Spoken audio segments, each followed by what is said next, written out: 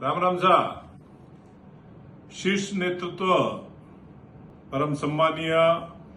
नरेंद्र मोदी जी, सम्मानीय अमित शाह साहब, जेपी नड्डा साहब और राजस्थान का शीर्ष नेतृत्व है जी जालोर सिरोही लोकसभा क्षेत्र थी आदरणीय लुंबाराम जी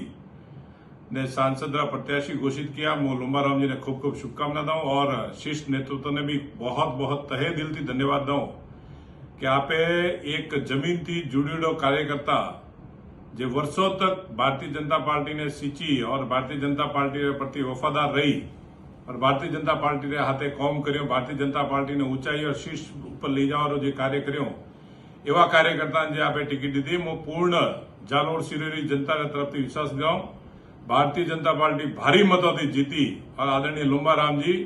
लोकसभा रे मोए जालोर सिरोही नु प्रतिनिधित्व करशे एवी मैं लोगों ने भी आशा ने अपील भी करूं कि वहां पे सब जना मળી और प्रचंड बहुमत थी जे नरेंद्र मोदी 400 पार जे सीटा लावी है वह सीटा ने मोए लुंबाराम जी रूप लो कमल रो फूल भेजो वही आशा ने अपेक्षा थे। आप सबने खूब खूब धन्यवाद। जय हिंद, जय श्री राम।